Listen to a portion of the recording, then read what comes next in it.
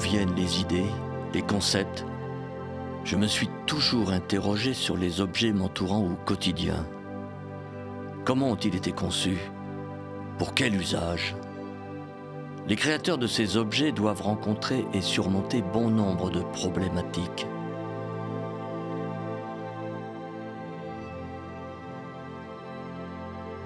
De tout temps, pour élaborer une façade, il a fallu choisir avec soin les matériaux à utiliser.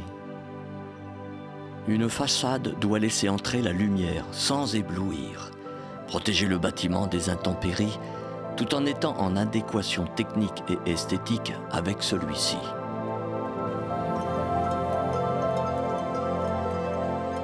Lorsque je regarde la baie vitrée en face de moi, j'ai envie de découvrir son histoire, au-delà du temps et de l'espace.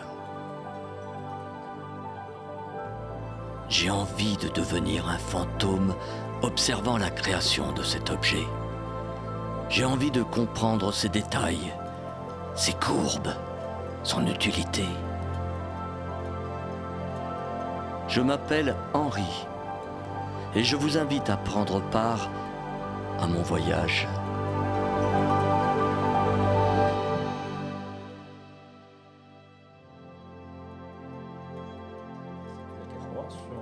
Ça se situe juste ici.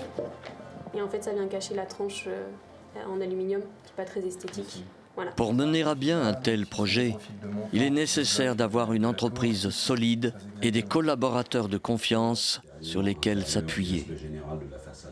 Le partage des tâches et la réflexion en groupe sont primordiaux à la création de structures complexes. Oui, tout à fait. Donc là, ça c'est des échantillons et vous verrez l'ensemble de la façade réalisé au travers d'un prototype qui sera visitable intérieur-extérieur, qui vous permettra d'apprécier les aspects différents des 3 échantillons de vitrage qu'on va vous proposer. Donc on aura l'occasion de voir ce fameux cache.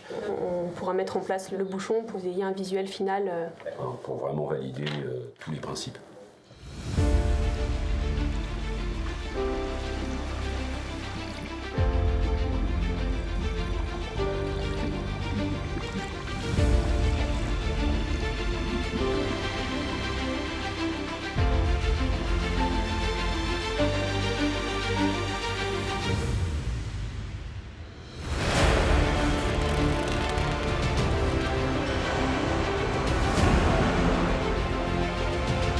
La nature nous a offert des milliers d'exemples de précision, de minutie.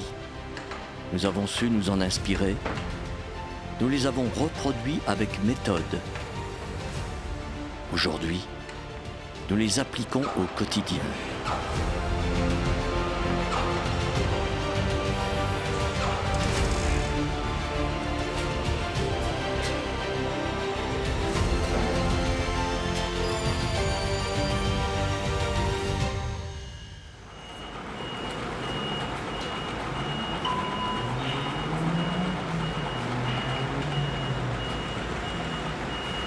Donc là, Laurent, on est sur la façade nord, on est au 12e étage et on va poser le bloc.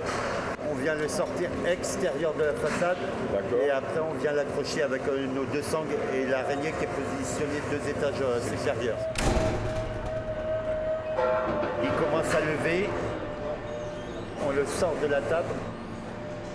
On lui fait demi-tour pour l'approcher de sa pose par rapport à la trame. On descend le bloc en position jusqu'à la hauteur de l'éclisse. On a un laser en station à l'étage supérieur avec la cible géomètre et on vient le mettre à son altimétrie et on le descend.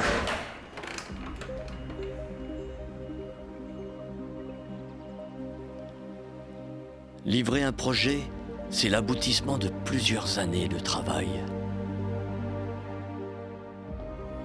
De manière anodine, on déambule dans un lieu que l'on a parcouru à maintes reprises.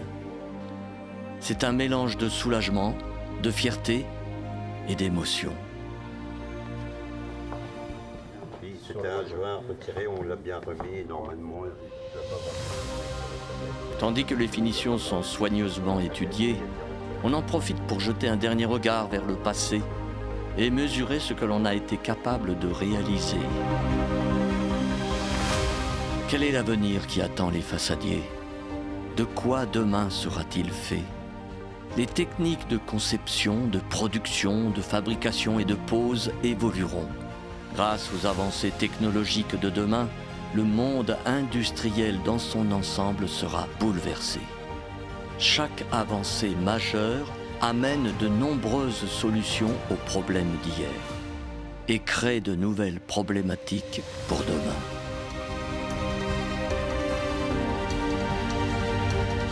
Les générations futures naîtront dans un monde régi par des règles différentes du nôtre. Leur plus grand défi sera de trouver des solutions écologiques, de nouvelles énergies vertes pour réduire l'impact écologique de notre espèce sur la planète qui nous a vus naître.